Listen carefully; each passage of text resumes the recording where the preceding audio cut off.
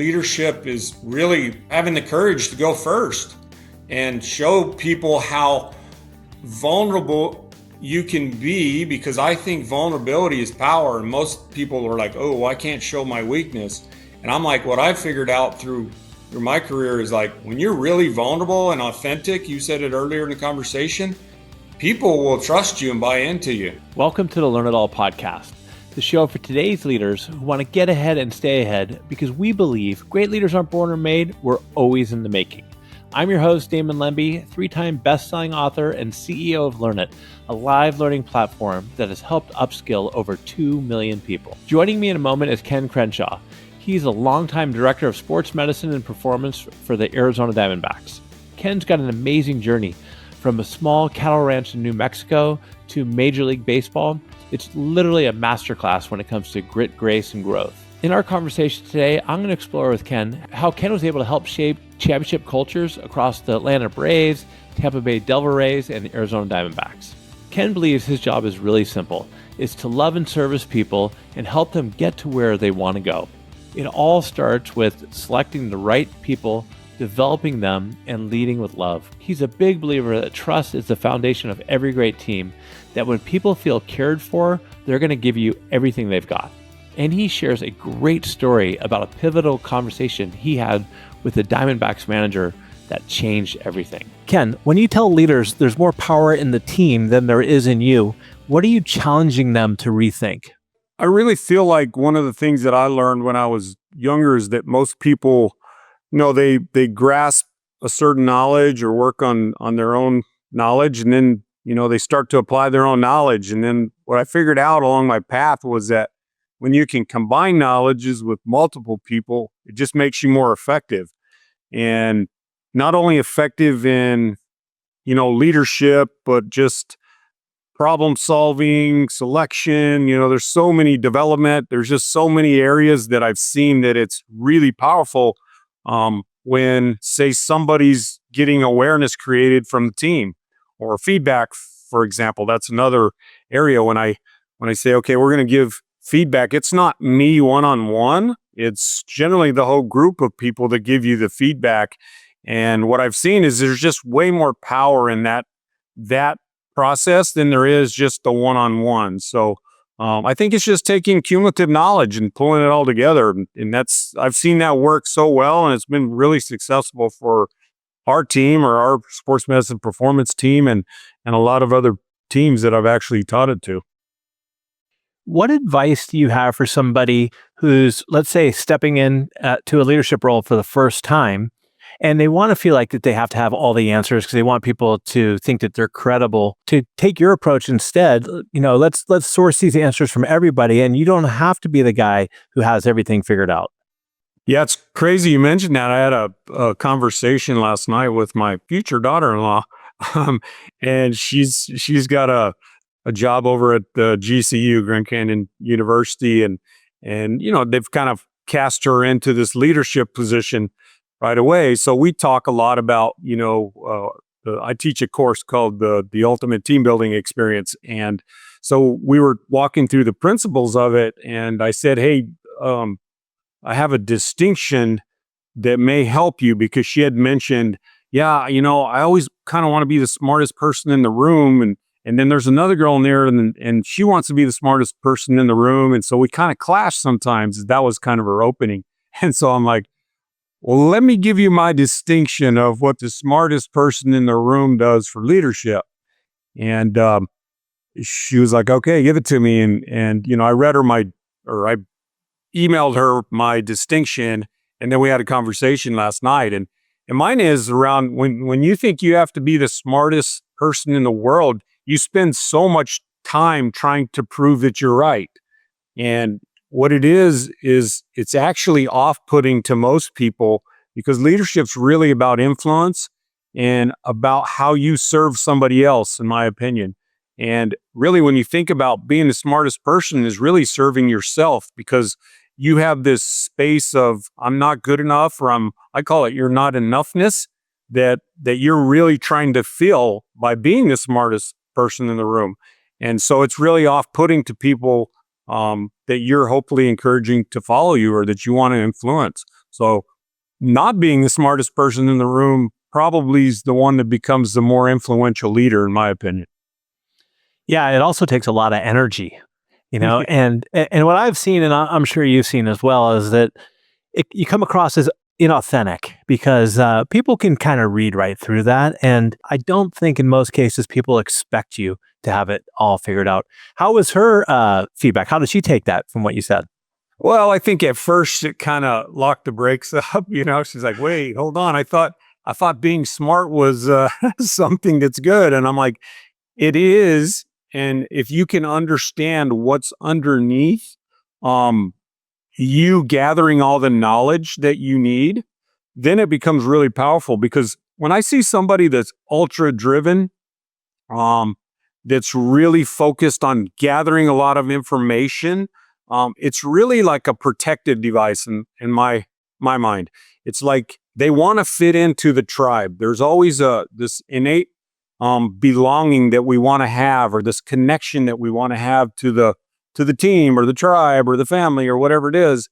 And somewhere along our lifespan, we had a moment that we felt like we weren't enough, or we might not fit in, or there's this insecurity in where we're at in the standing. So what we do is we overcompensate on that by, okay, I'm going to gather a bunch of knowledge that will increase my value and increase my worth to the tribe or the team. And that serves you very well until it doesn't.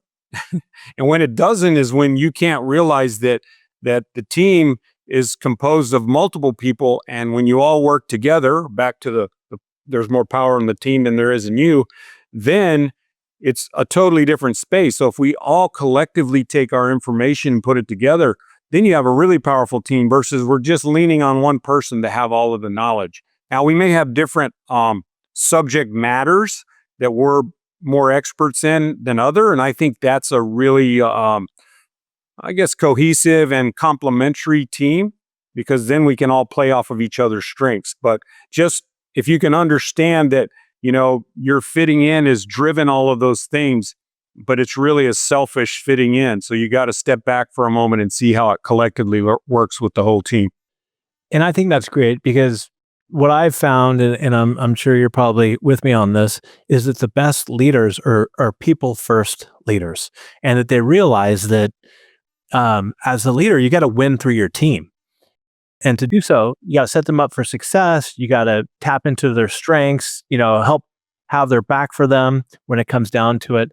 So that's great. So, but let's take it back. I mean, you got a pretty cool upbringing story. I mean, you grew up on a ranch, right? In New Mexico? Yeah. So I grew up on a cattle ranch back in New Mexico, really small town, less than 1,000 people there. I graduated with 23 people in my class. And, our family had been there for years. My dad actually went to the same school, and my mom went to the neighboring school, which was about 20 miles away in the same size town. So really small community. And I would say pretty close knit, but, boy, lo and behold, I had my whole life changed by a coach when I was a freshman in high school. And, I'm forever thankful for him. And also, I look and go, wow, I think about all the people I've been able to influence because he influenced me, and he changed my life by, first of all, challenging me. And I think that's what leadership is sometimes, is somebody that saw the greatness in you, or somebody that sees the potential in you, and they don't just stand by and watch it. They actually challenge you to see more than you can see. And then, secondarily, he showed me the path on how I can improve my own greatness. And then lastly, he demonstrated it for me. And I think those three things really are leadership. You see the greatness in someone, you actually challenge them to really see it themselves. And then you show them a path to get to it. And then you demonstrate it for them. And he did all of that. His name was Becker. He was my high school basketball coach. And man, he gives me chills to this day every time I talk about him. And he changed my whole life, and not only mine, but there was so many kids in that small community that he changed their life. And he taught life through basketball, which is so unique now. And so I subsequently have coached for 20 some years of different sports and, then obviously, um, you know, tried to develop leaders and a sports medicine performance team here with the Diamondbacks. And I just took a lot of the same principles, and they're so impactful and changed so many lives. And I think that, I would call as a pretty powerful butterfly effect that he had on a lot of people. And so that's really, one of my foundational places that I learned leadership. I really didn't understand it at the time, but as I got older and I reflected on all of my journeys and all the things that I've stepped into, I always draw back to some of the simple things that he taught me. I like that. And you were talking earlier about with your daughter-in-law, limiting beliefs, imposter syndrome.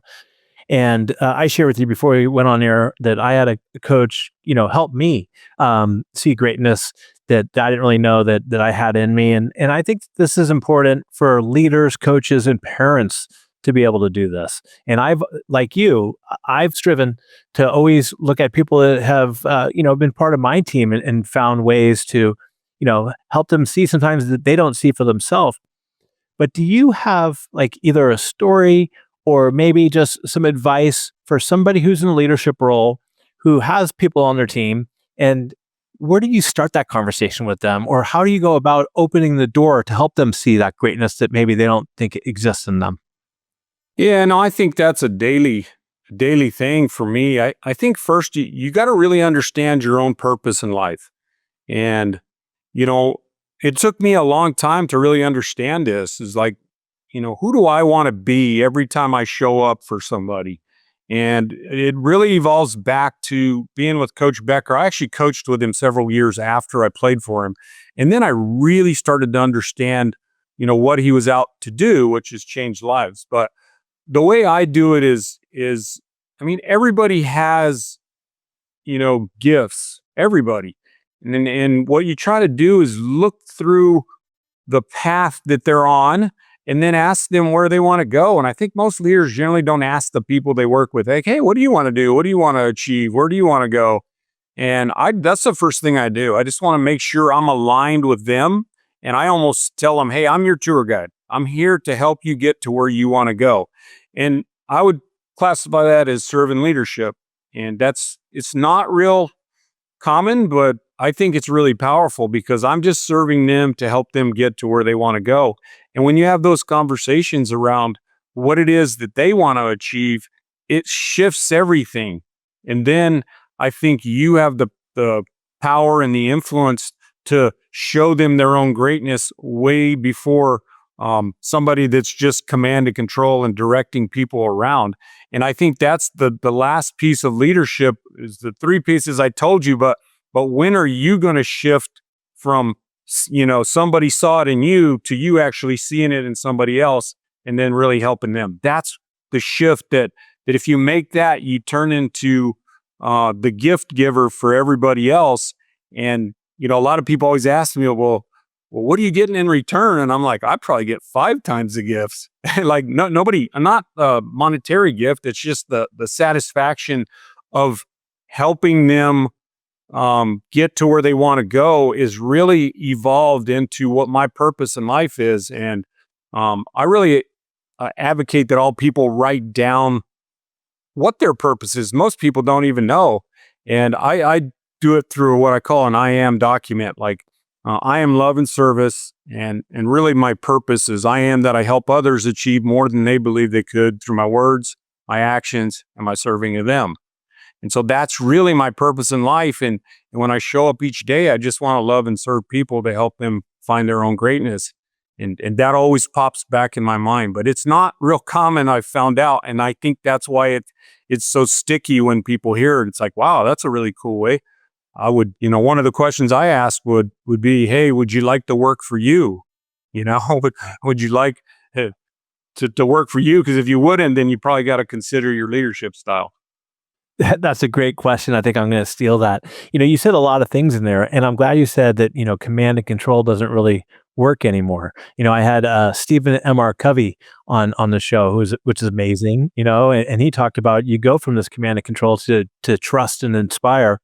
And part of the way to get there is what you said, Ken, is you got to be curious about the people you have on your team, and build a connection with them, because leadership should be basically through influence. And the other thing you said that I think is really important is, don't go into a leadership role if you think everything is about, tick for tat, that if I do this for somebody, I want to get something back, because that's BS. I mean, that shouldn't be the way it should be. You should just give, and everything happens for a reason, and you'll get it in return. And speaking about gifts, which I like about you is, I mean, my understanding is your nickname is Santa 365. Yeah, that came up a couple times before. I mean, I like it. It's kind of cool. I'm like, well, wouldn't it be cool if you could just be Santa Claus for 365 days out of the year and just give people gifts, and like Santa Claus never asks for any return. So I just thought, wow, I kind of like that. There's nothing I want in return, because the actual giving of the gift and to see people find their own purpose or find their own greatness is the gift. And it sounds so simple, but one of my distinctions or my mantras that I use is it's simple hard. Humans love to make things complex and confusing, and it makes them hard. And inevitably, I think we're very simple creatures, but we love to make things hard. So I'm in the space of, can you make something really hard simple? Because I think that's what Coach Becker taught me a lot, is how to simplify the game of basketball. It's like, do these 5 things well, and the rest of it will take care of itself. I think sometimes that when you try to make things more difficult than they need to be, because going back to what your daughter-in-law said, is people want to show how smart they are. And so sometimes they overcomplicate things and put in more steps or whatever, where I think some of the best leaders of all time just break it down, filter it out, and make it as simple as possible. So you started with the Pirates in 1989, right? Is that about right? Were you leading a team then, or how did that evolution work? No, I was a young college kid that I went to New Mexico State University, and I had a couple other friends that were working professional baseball, and they said, hey, they may have some summer jobs. Would you be interested? And I'm like, yeah, sure. Because I felt like those guys were a few years ahead of me in our chosen major, which is athletic training, sports medicine. And I just saw them come back from the seasons, and I'm like, wow, they're way more advanced. And not necessarily in the technical side, but just in communication and problem solving and all that. So I'm like, yeah, I'd love to do that. So I just jumped on, and back then I was the athletic trainer, the strength coach, the clubhouse guy, the hotel arranger, the money man. I mean, I was everything, because that's what you did back then. And so, but I learned so much, and it wasn't necessarily about the technical part of athletic training, but it was like, how do you handle people, and how do you navigate through issues or problem solving or critical thinking. And so that's how I started, but I didn't lead anyone. I was trying to lead myself at that moment. Well, you can't really lead anybody until you know how to lead yourself. Absolutely. So what was your first leadership role then? Well, yes. So after 3 years with the Pirates, of basically just summer jobs, May to the end of August, I got an opportunity with the Atlanta Braves as the strength and conditioning coordinator. And I jumped right to the major leagues and the minor leagues. I was doing both because they never had anything there. They didn't have any kind of strength and conditioning personnel. And, back in the early 90s, that was kind of the first time all this filtered in. So I really got dialed in to actually leading people, because I had several athletic trainers, and I didn't have any strength coaches under my watch, but several athletic trainers that I needed to, I guess, oversee and guide and direct on how we kept these players healthy and how we set up, programs for them. I had to convince the athletic trainer or, one of the coaches could you help me out and kind of run the program when I'm not around? Because I went from team to team. So that was, and, of course, get the players to all buy into what we were doing too. And that was really my first kind of eye opener on how to, create connections and trust and agreements with people. And so that was really powerful. I mean, it helped me a lot because I just was constantly doing that. But that was just my first kind of step into, I guess, leadership outside of maybe what I had experienced as an athlete in high school and whatnot. And so, did you interact a lot with Bobby Cox? Yeah, there was a fair amount. I mean, when the major league team was at home, the first part of the year, which was 1991 when I first got there, I was with the major league team, and then when the team would go on the road, I would go to the minor leagues, and so there was cross pollination, but I spent a lot of time on the road, and we, lo and behold, were really good. Every year I was in Atlanta, we had a winning team. 91 through 95, we were in the World Series 3 times and won it in 95. So it was a really powerful experience for me, and we did a lot of winning, so that made it a lot easier. And you were America's team. Everybody would come home and on what was it, TNT or TBS, whatever, and watch and watch Braves games. So, Ken, in your first couple of years of leadership, what were some of the biggest learning lessons from mistakes you made in your leadership style? I think probably the things that I learned the most was, at that time, it was me trying to make the decisions by myself. And I think, fast forward 5 years, I got hired with the Tampa Bay Rays, and I was responsible for hiring every sports medicine performance people, which at that time were strength and conditioning people. There was medical people, athletic trainers, there was doctors, there was a whole lot. So I walked into that by myself, and I probably hit on about half the people. I think the ones I interviewed and hired, half of them were good. There was 1 or 2 that were very average to below, and then there was like 2 or 3 that were terrible. And the next year, I ended up hiring one of my college roommates, and his name was Ron Porterfield. He does the same thing I do with the Dodgers. And so we went to college together, but he had worked with the Astros for a while. But when we got together, we started making decisions together. And I'm like, well, I saw this in the interview, or I heard this. And he would say, well, I saw this or heard this. And that's when I first started putting this all together. Wow, there's just way more power when we're both together than just me making the decisions. And so we missed fewer times, I guess, on personnel, because I'm a big believer, great leaders pick really good people. And that's one thing. I don't have many strengths, but I feel like I've always been really good at that.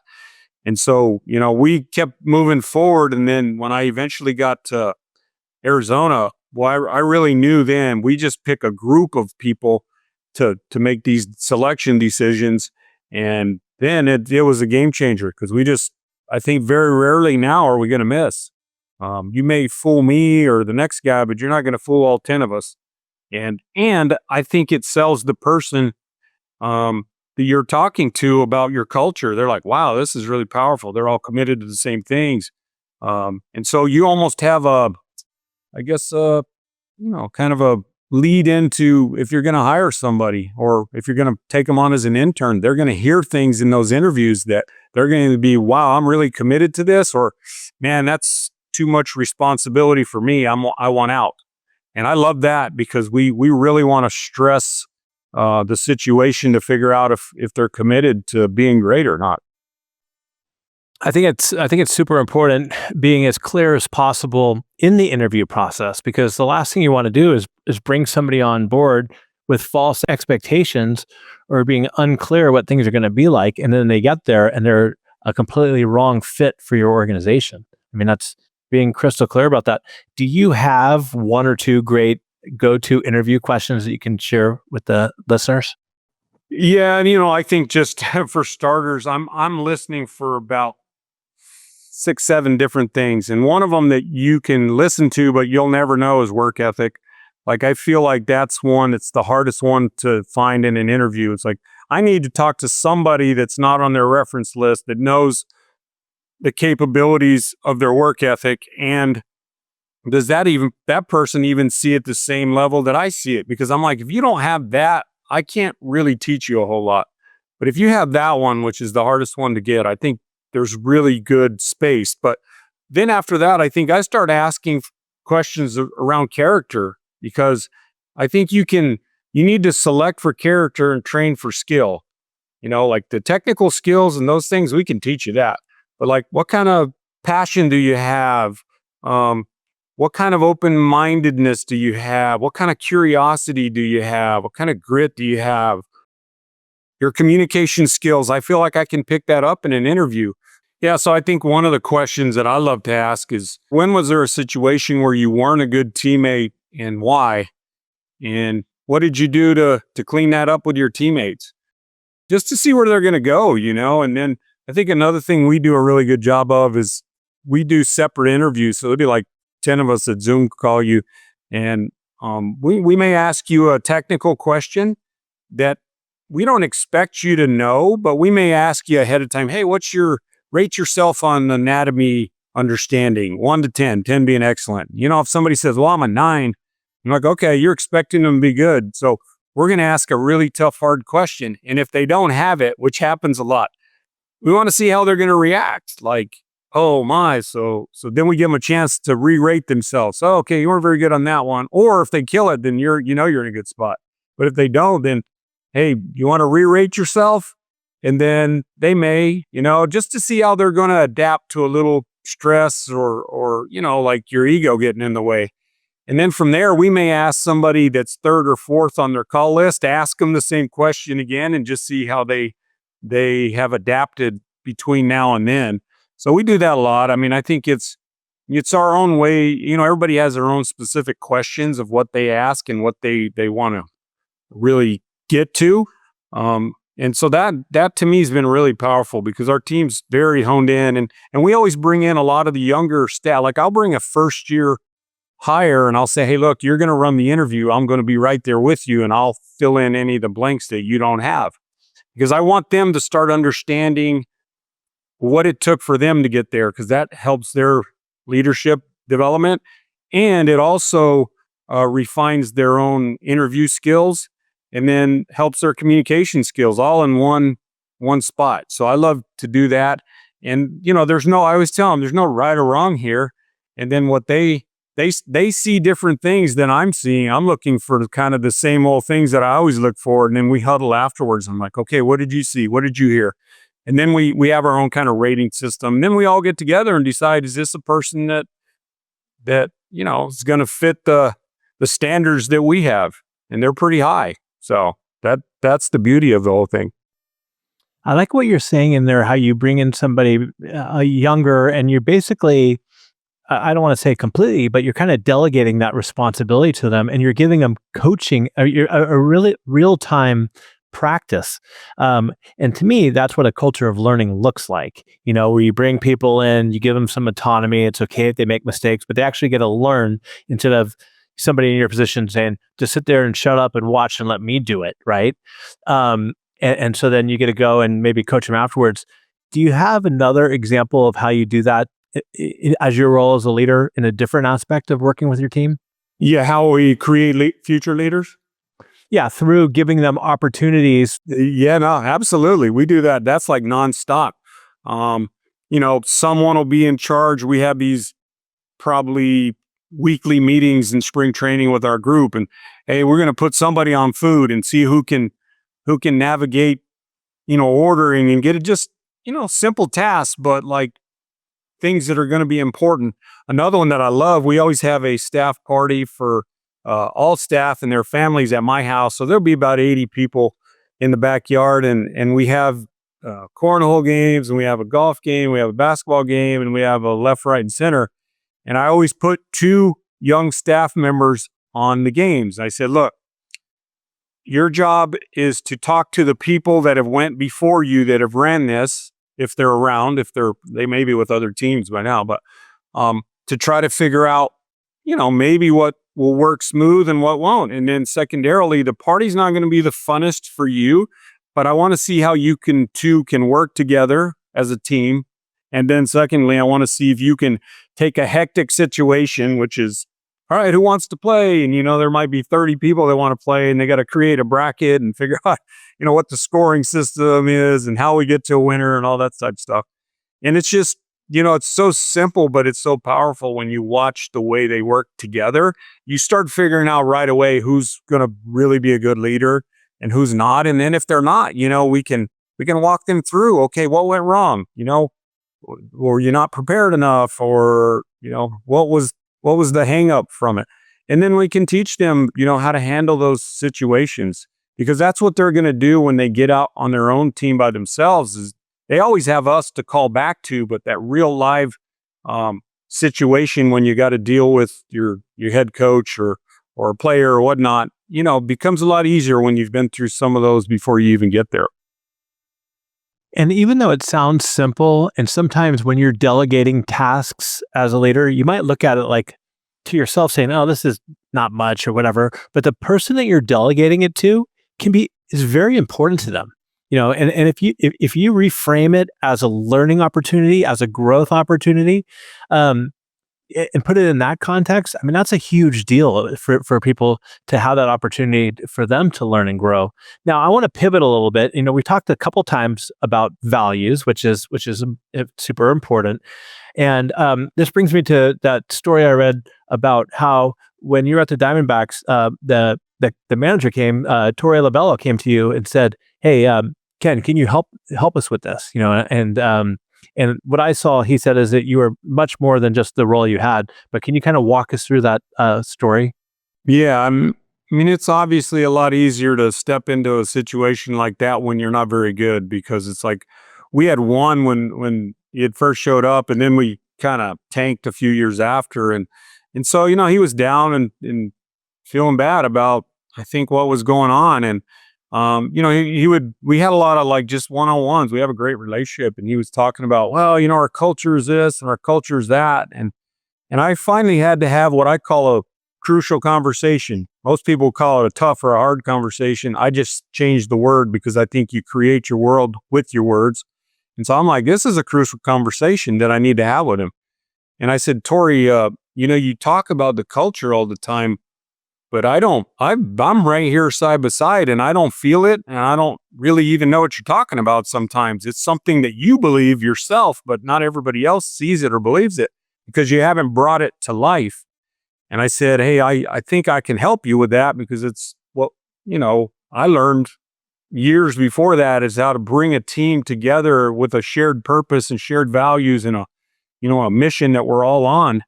And so he's like, yeah, I'd love to. He didn't get defensive? No, he's such an open guy, and he always just wants to. He's a really people pleasing guy. He's such a great connector. So he had his strengths, but he had a lot of words. And I said, hey, write all your words down and let's see if we can organize them so that they actually mean something. And he had 4 big words: love, trust, effort, and commitment, which is kind of the centerpiece of our culture now. They're right down the middle. Now, he had some other words around those. So, I took the words and I kind of arranged them. I had a little bit of help from a couple of our mental performance guys that are really good at stuff like this. And we just rearranged the words, and we said, okay, these are the big 4 values you want to stand on. And, he loves the word love, which I do too. I'm like, wow, that, because most people in sports like, wait, that seems a little soft. But soft, yeah. Yeah, he had framed it like, well, there's tough love too. Sometimes it's given to people or the players or the coaches or other staff members stuff that they don't necessarily want, but they need. And I'm like, okay, I love that. And he just loves effort. And then trust is such a big one. That's on any team. Trust, you mentioned Cody's work earlier, which his readings are phenomenal around trust. In every great team, that's one of the foundations, is trust. And then commitment was the other one that he really held high. So we took them all, kind of organized them, almost in a baseball field type fashion, so they'd have the baseball theme. And then we started talking about how we could actually teach around those words and bring those all to life. And that's kind of where we started. And we sat down and just talked about, we're going to have to be uncommon to play with some of these higher market teams. We're going to have to be uncommon. Like, we can't do the common things. We got to be a little different. and that was our mentality walking in. So let's be uncommon. And then we end up coming up with a cryptic way of defining uncommon, like A is 1, B is 2, C is 3. Uncommon turned into 108. And it was actually something that I got from someone you know really well, was your coach in college, Pat Murphy. He always had a cryptic saying back at ASU about the 200 Club, and we won't go into that, but that's kind of how I got the idea. And so we came up with this 108 culture, and we need to be uncommon. And then we started talking about what are the things that we got to do to do all of these things, and that's kind of how it got going. And lo and behold, we had a really good year, and he did a great job of selling it in spring training and throughout the year. And, we were all kind of responsible for that. But that was kind of how it started, and how it really, I think, affected our whole organization to a degree. So but it's one of those things you have to continue to be on every year, every week, every month. Yeah, well, I think one thing that's unique is 108 is that's how many stitches there is in a baseball. One, which I didn't know until yesterday, but that's kind of cool. But in order to take it from words into action and consistent action, you got to be intentional and you got to be consistent. So what are some steps that you either use then, or maybe that you even teach in some of these team building workshops that you do quite often, where people can take it from just words on a wall to being consistent and intentional? No, it's a great question. And I think the most powerful thing that I could tell anyone on this is that who you're being will outweigh anything you do. Like, who are you being? If you're showing up to work and you're miserable and you complain all the time, then you're being miserable and complaining. And then guess who you're going to see? A bunch of miserable and complaining people. So true. So, what we think, I think most humans think in the space of doing, well, I need to do A, B, C, D, and E to get to this place. And really, you don't. It's who do you need to be that'll lead to what you need to do, and then you'll create whatever it is you need to have. And so it's a really simple distinction, but it's one that most people don't play in. They love to play in what I need to do. I would love them to step back and consider, who do I need to be a great leader? I need to serve my people. I need to love my people. I need to hear my people. I need to make them feel heard. I need to be curious about, what drives them. And that's like who I try to be is that. And I think that's probably the most powerful distinction that I would give anyone. I learned a really good saying from a personal coach. And he said, we don't see the world the way it is. We see the world the way we are. And so if you're being that miserable, complaining person, you're going to see miserable and complaining people following you. So I think that's really important to understand that. And part of that goes back to, which we didn't discuss earlier, but you say that your superpower, one of your superpowers is awareness or self-awareness, which quite honestly, Ken, a lot of leaders don't have. It's tough. And so, because if you want to be, somebody who's caring and whatever it is, curious, I'm sure there's times you probably catch yourself where you're not, right? Because nobody's perfect. Yeah. Well, I think that journey is never ending. For you to create your own self-awareness is something that you have to really work at. It's like anything else. I just say it's my superpower because, I don't know, somewhere along my path back on the ranch, I was kind of gifted that to a degree, because it's like animals don't talk. And so it was like, you had to be aware of, the dangers around you, I guess. You don't get kicked by a horse or ran over by a cow or whatever. And so I just kind of naturally had that. And as time went on, I realized, wow, I kind of have that gift already. But what I see now is that when someone doesn't, and particularly the leader doesn't have awareness, he'll stifle the whole team. So I think the quickest, fastest way for someone to get awareness or a team to create awareness is the feedback or feed forward system that I would recommend. And that is, if you have 5 people or 20 people or 30 people, just have them do an anonymous so they don't feel like they're being judged. because nobody wants to tell the boss that he's good, bad, or indifferent, you know? And the boss doesn't want to hear if he's good, bad, or indifferent most of the time. And that's just the truth. But what happens in our system is that we have this anonymous space for you to say, hey, this is what Ken does really well. And these are areas that he could improve on. And then who sells that to everybody is really important. That's generally my job as the leader. It's like, look, I need this information so I can be the best possible leader for you and our team. But if you're not honest and responsible and direct with me, then we're not a very good team, number one. But I think what happens in that process is I've seen, somebody will get 30 responses back from their teammates, and then they go, whoa, like 6 times I'm not a very good listener, or 10 times I'm not a good communicator, or 5 times I don't have good work ethic. Then it's like, hey, it's not boss to worker relationship. It's the team is telling you what they need you to do better to make our team great. And I think that's one of the most powerful things we've ever done. And you talk about people get awareness, they'll get it right away. And I think that, but most people are afraid of all of that. And I just think, like, when I hear you're afraid of it, I hear you don't want to be great then. Because I think it's absolutely necessary. No, what I hear you saying is really, people are keeping each other accountable, even if it comes through anonymous feedback. At least they're sharing that, right? So it's peer to peer. So as for you, if you get you get some critical feedback on, here's some areas that Ken needs to work on.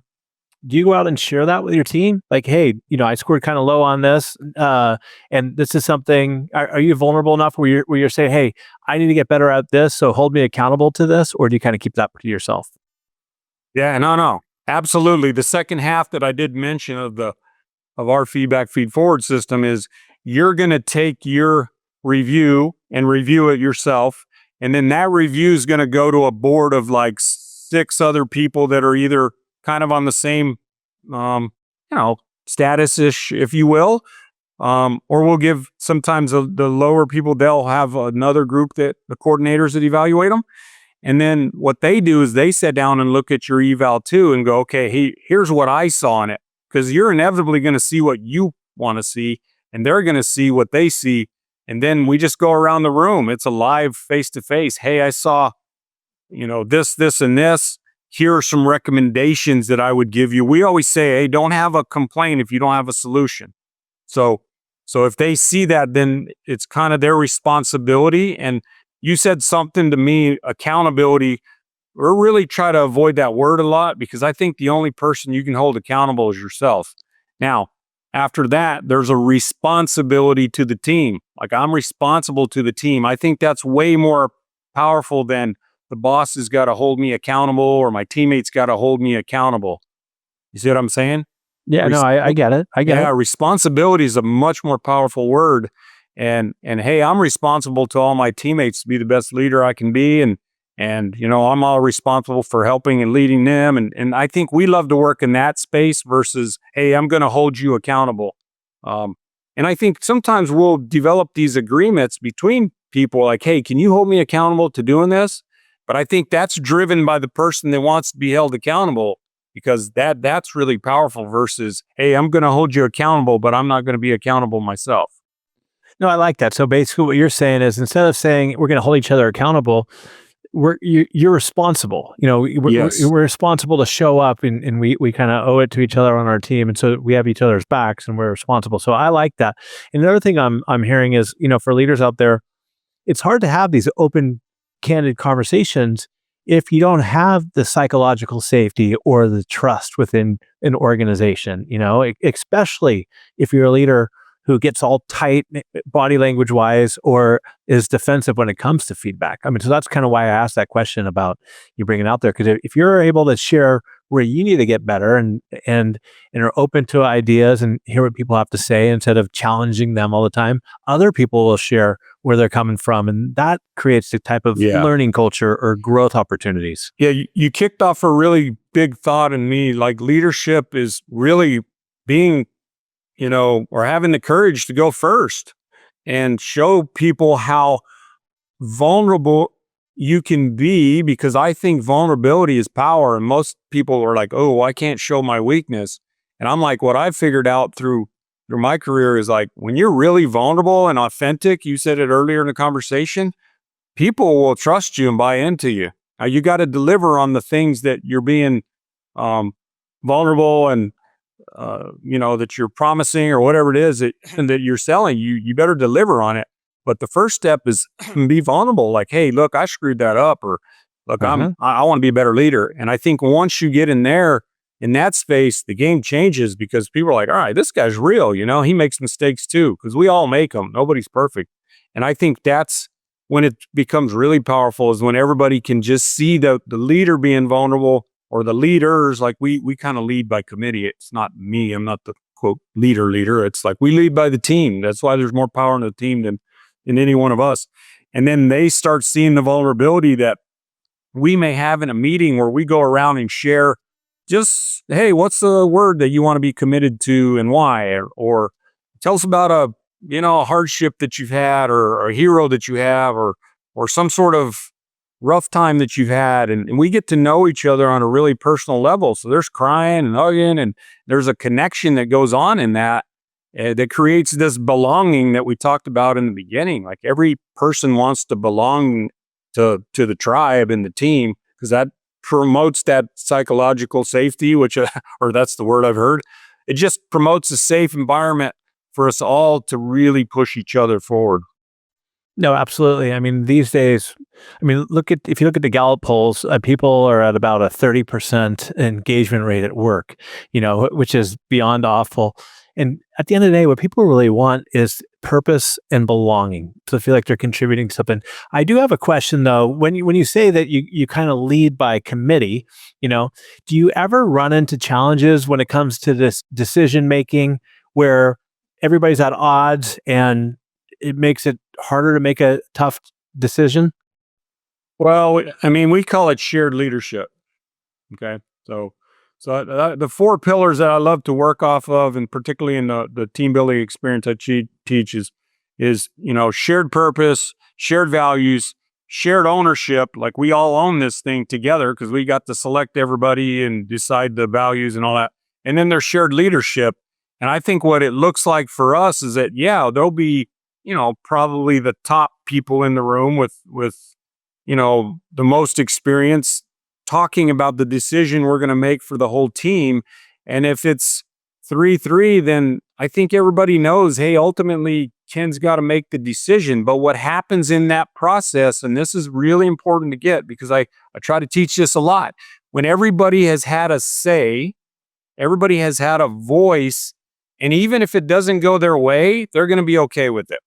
But if they never have a voice in it or a say in it, and then they're like, well, the boss decided that, then they're going to let that person or that agenda or that mission fail, because they don't agree. But if they've all had a say, and then we decided we're going this way as a team, or we decided to select this person, everybody's going to put a full effort into actually seeing that person or that mission or whatever, that agenda succeeds, until it's proven that it doesn't. Like, that person, after 2 or 3 years, is not bought into this system that we have. Then guess what? The team's got to decide that you got to leave too. And we very rarely let anyone go. Like, they generally let themselves go. They say, hey, look, the standard you have is a little too high for me. And that's pretty rare too, because I think our selection process is good.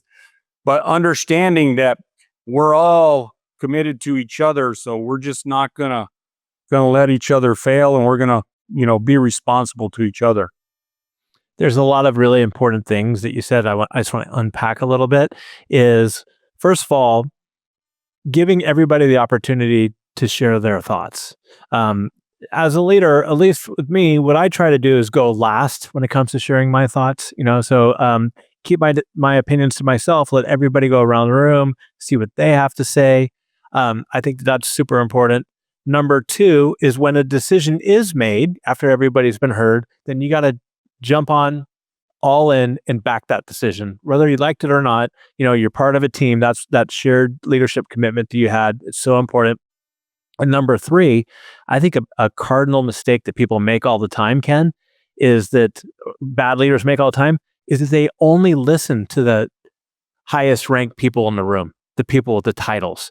A lot of times these guys or these women are so far removed from the day to day that there's really so much great information that you can get from the entry level people, the people with the boots on the floor that is missed out. Yeah, no, 100%. I actually, one of the slides in my team building experience is like, know what the lowest guy on the ladder needs from you. Like you can't, if it's say a factory line worker and you don't have the understanding of what that person needs to be their best, or if I don't have an understanding what of our entry level or interns need, then of course the system's not going to be as efficient and get the results we want. So it's like, that is really, really important stuff. And you really got to know what the lowest person needs and to make the job, because they're going to have better information than you're going to have, because they actually deal with, those fundamental things more than you do. So I'm really respective of that. I think you got to have that. Yeah, and if you shut them out, then they're not going to come to you with ideas and what you see, and you miss out a lot on innovation. I had on my mind, there's a guy named Bob Chapman who works at this company called Barry Waymiller, and he was the one that kind of opened my eyes to seeing. He always said everybody is somebody's son or daughter. So I want to treat them like they're my son or daughter. And I've kind of inherited that from him a bit with our own team. I'm like, yeah, all of these people that work with me, I'm like, they're my son or daughter. And I want to make sure I respect everything they need. But I had to give him credit because he's really like enlightening in that space. And from what I've heard, their company's fantastic. Now you were talking about, a lot of times people leave that, they self-select out or they just go and move on. And one of the things I find super impressive that you've been able to do and your team's been able to do is you create, it's like almost like a factory of people come in and then they go on and they move forward and leave to go to other teams and run their own teams. I mean, first of all, how does that make you feel? And what is one or two things that you've been able to do that's been able to create that?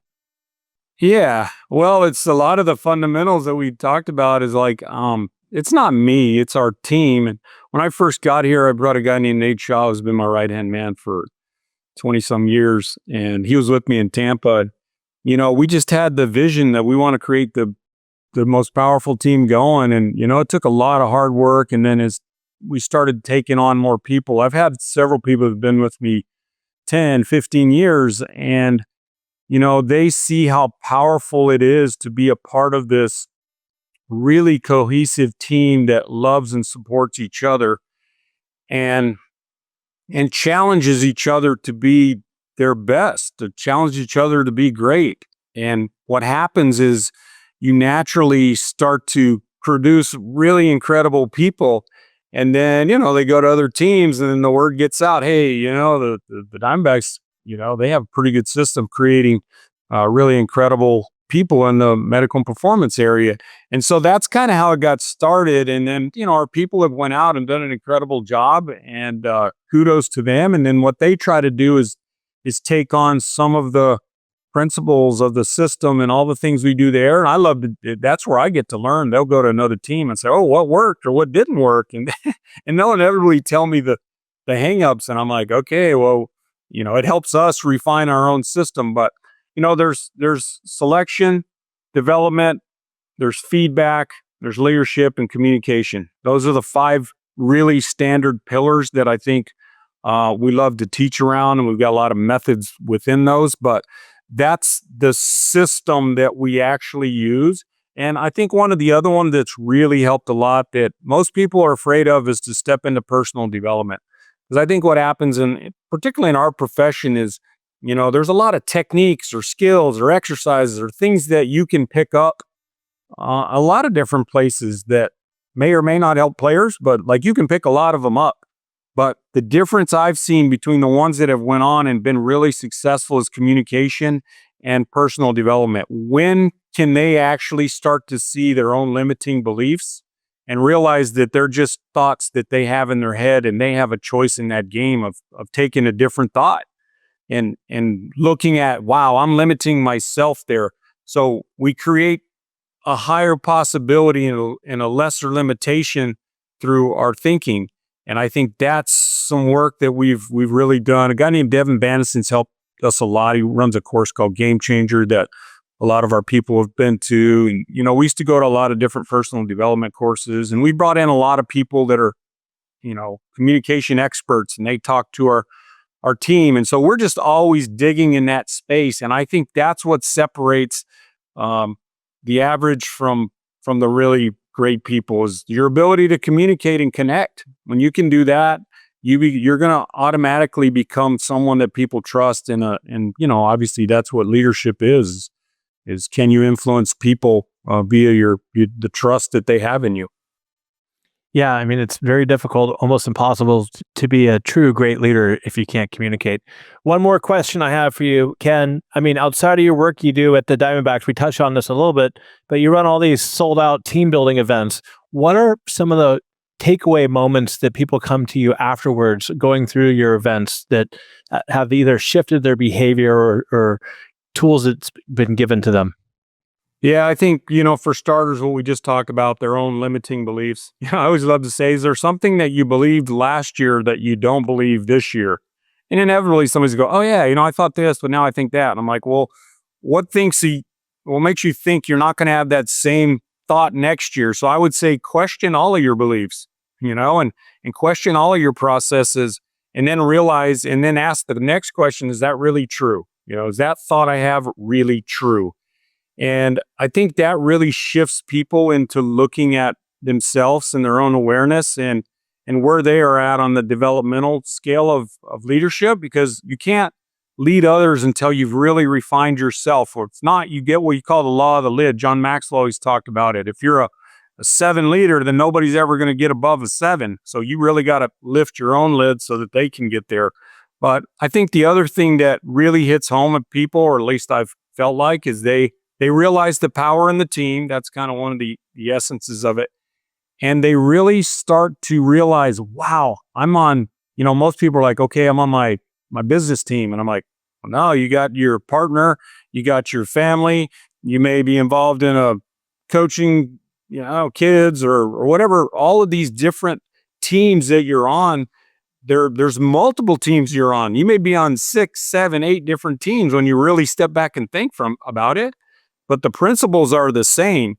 Am I going to be a great listener for my wife and for my kids? And are we okay with creating agreements over expectations? Like I think that's really important distinction too, is don't have expectations, because that just frustrates you and the person you have them on. Have an agreement. Like, hey, can we agree that we're going to step into, this kind of communication or relationship?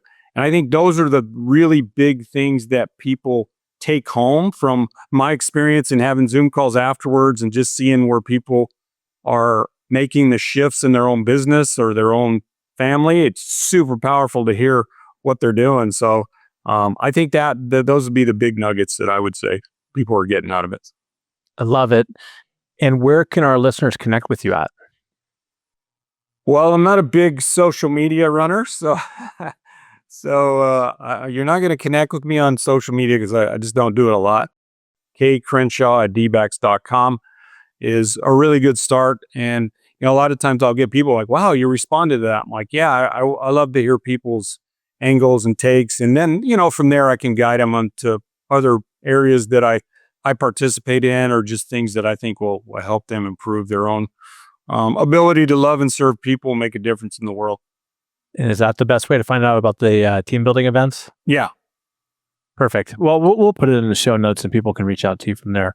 So, I mean, Ken, you're awesome. Even though today, we're in the middle of September and our teams are playing against each other today. So, I still love you, but this has been awesome. Yes. And my challenge for the listeners out there is, think about a couple different things. One, do you have any limiting beliefs? What's going on right now? And what can you do about that? And two, if you're a leader, how can you go about what Ken and I talked about? How can you go about helping your people stretch or help them see that greatness in them that maybe they don't even know that they have?